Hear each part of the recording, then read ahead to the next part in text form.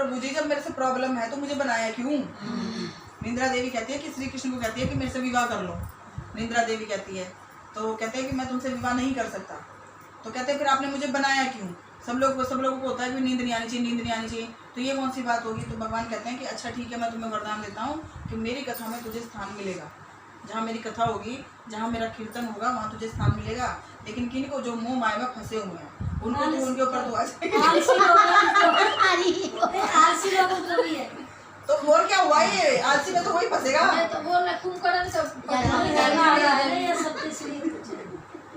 नहीं, ऐसा यहाँ पे आशीर्वाद दिया उन्होंने, बोला कि मेरी कथा में क्यों? क्योंकि वो बात है ना, जो कथा को ध्यान से नहीं सुनते हैं, कथा का चिंतन मनन नहीं करते, जो मोह माया में फंसे हुए ना, उनके ऊपर नींद हावी हो जाती है। तो वही बात है, वो कहते हैं कोई बात नहीं, मेरी कथा में आके सो जाओ, कहीं ना कहीं एक लाइन तो कान में पड़ेगी, एक लाइन तो कान में पड़ेगी। बताया कि जो तीनों गुणों में फंसा रहता है वो राग द्वेष में फंसा रहता है। और जो तीनों गुणों में फंसे रहते हैं ना, वो राग द्वेष में फंसे रहते हैं। जो तीनों गुणों में होते हैं। तो यहाँ पे इसके लिए उन्होंने बताया, क्योंकि इनसे ऊपर उठने का होता है। जो तेरा मेरा जो चीज होती है ना, जो तेरा मेरा होता है, ये तेरा मेरा खत्म करने के लिए गुरुदेव कहते हैं कि अपने आप को राग द्वेष से दूर कर दे। क्योंकि कुछ ही चीज को मैं क्या कहती हूँ, मुझे ये काम करना है और मुझे ये काम बिल्कुल नहीं करना है। दो ही चीज हम करते हैं ना, संकल्प हम क्या करते हैं कि मुझे काम करना है तो करना है, ये मेरा है तो मेरा है, और कई जगह कहूँगी मैं मुझे काम नहीं करना है तो नहीं करना है, चाहे कुछ भी कर लो। तो ये दोनों ही चीज़ मेरे लिए रुकावट है। मुझे लगता है काम मुझे ही करना पड़ेगा और मुझे लगता है मुझे काम नहीं करना पड़ेगा, तो दोनों ही चीज़ खतरनाक होती है। यहाँ पे कहते हैं कि तेरे सामने सिचुएशन, मतलब परिस्थिति के अनुसार जो भी काम आए ना, उसको नॉर्मल करना सीख, तो प्रभाव नहीं पड़ेगा। जैसे कल कहते हैं ना कि कल जब तक मेरे साथ दुख हुआ, अगर उसको मैंने भगवान का विधान मानकर समझा तो मुझे उसका प्रभाव नहीं पड़ेगा। मेरे साथ घोर और मेरे साथ अत्याचार हो रहे हैं, मेरे साथ बहुत गलत हो रहा है, मेरे साथ बहुत बुरा हो रहा है, तो उसको अगर मैं भगवान का विधान समझ के करूँ कि प्रभु मेरे कर्म ऐसे हैं और तू चाहता है कि मैं भोगूँ, तो मैं भोग रही हूँ तेरी कृपा से। लेकिन जब मेरे अंदर आ जाता है कि मैं क्यों बर्दाश्त करूँ, मैं क्यों भोगूँ, मैंने क्यों ऐसा किया, मैं तो कभी किसी के साथ गलत नहीं किया, मैंने कभी किसी के साथ बुरा नहीं किया, मेरे साथ ऐसा क्यों हो रहा है, तो ये चीज़ें जो होती है ना, मुझे इसमें फंसा देती हैं मोह जाल में।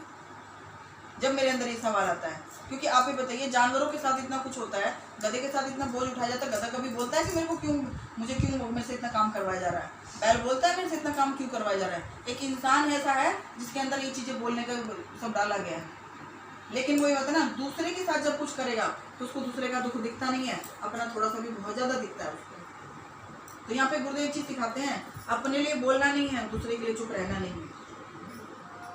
अपने लिए तुम्हें बोलने की आवश्यकता नहीं है, मैं बैठा हूँ तुम्हारे लिए। क्योंकि द्रौपदी को भगवान ने क्या बोला था? जब द्रौपदी का चीरहरण हुआ था तो भगवान श्री कृष्ण ने द्रौपदी को बोला था कि द्रौपदी तू इनको क्षमा कर दे। द्रौपदी रो रही थी कि केशव अब मैं किसी को मुँह क्या दिखाऊंगी, अब मैं क्या करूँगी? तो उन्होंने बोला द्रौपदी तू इनको क्षमा कर दे मेरे कहे से। कहते क्षमा कर दूँ? केशव इतना बड़ा इन्होंने इतना कुछ कर दिया मेरे साथ और तुम कहते मैं इनको क्षमा कर दूँ? कैसे क्षमा कर दूँ? मैं भरी सभा में उन्होंने मेरा अपमान किया। तो उन्होंने बोला कि द्रौपदी अगर तू क्षमा कर देगी ना तो मैं तेरा बदला ले पाऊंगा, मैं कुल का नाश कर दूंगा, लेकिन तू क्षमा कर दे। अगर तू क्षमा नहीं करेगी ना फिर मैं कुछ नहीं कर पाऊंगा, फिर तो तू ही अपना बदला पूरा कर। तो यहाँ पे कहते हैं ना कि उसी के बाद तो द्रौपदी गई थी आराम से, दोबारा जुए में बैठी थी साथ में। क्षमा नहीं किया होता तो दोबारा जाती नहीं हस्तिनापुर को। तो उन्होंने बोला था कि तू क्षमा कर दे और तेरे एक एक जो उसने बाल खींचे ना, एक का बदला मैं लूंगा, पूरे कुल का मैं नाश कर दूंगा। और तो किया उन्होंने ऐसा।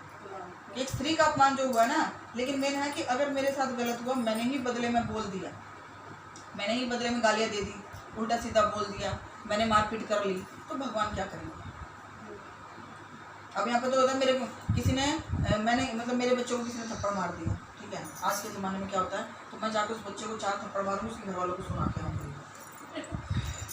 हाँ क्यों मेरे बच्चों को मारा, ऐसा बोलेंगे। लेकिन ये चीज़ होती है, लेकिन ये गलत है। इसमें कहते हैं ना कि अगर यहाँ पर आज अगर मेरे बच्चे को, जैसे मैं अपनी कहती हूँ, यहाँ पे होता था जैसे कहते हैं ना बच्चों को मार के, तो मैं अपने बच्चों को अंदर बुला लेती, बेटा बेकार की बहसबाजी लड़ाई झगड़ा करने से कुछ नहीं मिलता, कुछ नहीं मिलता इन चीज़ों से। क्योंकि वो बात है मैं बदले में थप्पड़ भी मार दूंगी, लेकिन जो मेरे बच्चों को थप्पड़ पड़ चुका है वो वापस कैसे होगा?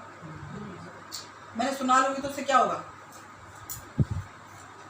तो ये चीज़ें मुझे समझ में नहीं आती ना, मैं इन चीज़ों पर ध्यान नहीं देती। मुझे लगता है हमें ना कायर बनाया जा रहा है, हमें डरपोक बनाया जा रहा है। लो लगा के देख लो, बोलती है मूर्ति बुला के देख लो, बोलती है मूर्ति बुला के देख लो। ध्यान आज कृष्णा का लगा के देख लो, ध्यान आज कृष्णा का लगा के देख लो, बोलती है मूर्ति बुला के देख लो। मीरा जी ने मूर्ति से श्याम जी को पाया था, मीरा जी ने मूर्ति से श्याम जी को पाया था। जहर के प्याले में वो प्रकट होके आया था, जहर के प्याले में वो प्रकट होके आया था। नहीं विश्वास तो आजमा के देख लो, नहीं विश्वास तो आजमा के देख लो, बोलती है मूर्ति बुला के देख लो, बोलती है मूर्ति बुला के देख लो। ध्यान आज कृष्ण का लगा के देख लो, ध्यान आज कृष्ण का लगा के देख लो, बोलती है मूर्ति बुला के देख लो, बोलती है मूर्ति बुला के देख लो। आज जितना विश्वास मुझे इसमें है ना कि भगवान कुछ नहीं करते, अगर उससे डबल ट्रिपल विश्वास ही कर लो ना कि भगवान ही सब कुछ करते हैं तो आपका होगा। लेकिन विश्वास की बात नहीं है। मैं तो अपने अनुभव की बात बोलती हूँ कि मेरा तो ऐसा कभी ऐसा हुआ नहीं कि मैंने उनको पुकारा और वो नहीं आए। अब वही बात है ना, इसके लिए प्रूफ मैं प्रमाण नहीं दे सकती, लेकिन ऐसा कभी नहीं हुआ कि, क्योंकि मेरे बोलने से पहले मुझे बोलना ही नहीं पड़ा, बोलने से पहले वो सब चीज़ें हुई, बोलने से पहले वो सब हुआ। नहीं तो ये जो बैठे हैं, ये जो बैठे हैं नहीं तो मेन सुनिए, भजन तो सभी लोग गा देते हैं। नहीं भजन में मैंने कहा, भजन में तो कितना विश्वास लोग दिखा देते हैं, बगा भी देते हैं। विश्वास कितने को होता है? नहीं, ये भागवत बचना, ये पढ़ना, लोग को समझाना, सबसे विश्वास है, तभी तो बात कर रहे हैं। नहीं आशा जी, ऐसा कुछ नहीं है। आपको पता नहीं है कि यहाँ पर कहते हैं कि अगर क्या बोलते हैं ना, जो पढ़े लिखे होते हैं ना, तो वो पढ़ के रट्टा मार के भी कथा सुना देते हैं। ठीक है, मुझे विश्वास है कि मैं शांति। आज बच्चे गुंडे प्रवृत्ति के क्यों बन रहे हैं? क्यों? उनके माँ बाप कहते हैं एक थप्पड़ भी तुम किसी का नहीं खाओगे, किसी की हिम्मत कैसे कोई तुम्हें कुछ मार कुछ कर दे, क्योंकि सहन करना सिखाते ही नहीं है।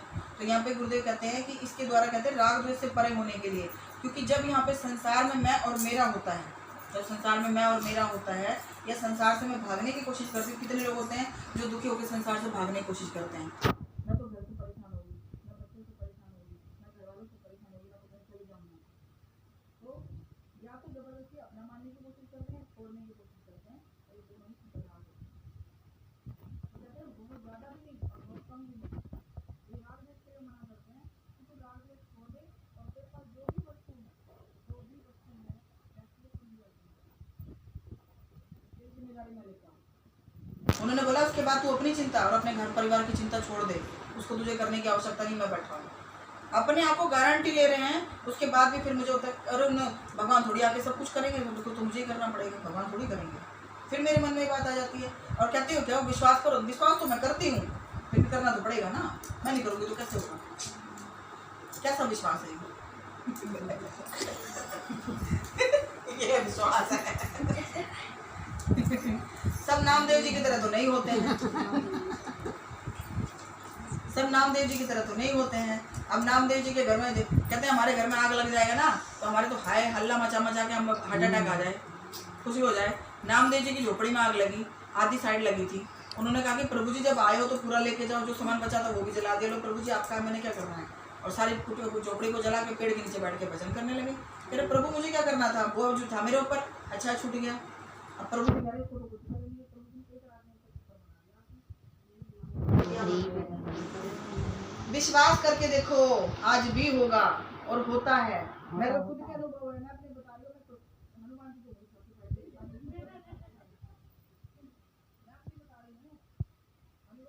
आज भी होता है, विश्वास करो। और हम विश्वास नहीं करते हैं ना, हम बोलेंगे काम करते क्यों, एक दिन हो गया, 2 दिन हो गया, 3 दिन हो गया, 4 दिन हो गया, हुआ तो कुछ भी नहीं है, क्या फायदा हुआ, अब मुझे ही करना पड़ेगा चलो। और जबकि भगवान तो धैर्य की परीक्षा लेते हैं कि मुझ पर कितना विश्वास है, क्योंकि यहाँ पे बैठ के मैं हाथ में माला ले रखी है मैंने कि मैं तो प्रभु के भरोसे हूँ, प्रभु पूजा आप ही करो, आप ही माना है, पता नहीं आज कुछ होगा कि नहीं होगा, पता नहीं आज कहीं से पैसे वैसे आएंगे कि नहीं, पता नहीं आपका कुछ होगा कि नहीं।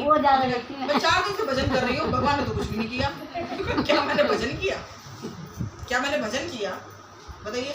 हाथ में माला है, घंटी बजा रही हूँ, पूजा कर रही हूँ, लेकिन चिंतन कहाँ है? आज कुछ जुगाड़ होगा कि नहीं होगा, आज कुछ होगा कि नहीं, भगवान ने तो कुछ भी नहीं किया, अब क्या करूँ, किसके पास जाऊँ, कोई भी नहीं है करने वाला, कोई भी नहीं करने वाला, अब चलो मुझे ही जाना पड़ेगा, ये विश्वास होता है। जबकि भगवान कहते हैं कि मुझ पर भरोसा करके देख, तो कहते हैं ना कि एक बार भरोसा करके देख, मैं पूरा ना करूँ तो कह देना। लेकिन हम लोग भरोसा तो करते नहीं है, और क्योंकि आज यहाँ पे सबके मन में एक ही डायलॉग है, आज ऐसा नहीं होता। आप ये बताइए कि जब सतयुग में दुष्ट असुर हो सकते हैं, जबकि सतयुग कितना अच्छा समय था, उसमें हिरण्याकश्यप और हिरण्याक जैसे दुष्ट हो सकते हैं, कलयुग में भक्त क्यों नहीं हो सकते? विश्वास नहीं करते, बस भरोसा नहीं है, बस कहते हैं भरोसा बहुत है, भरोसा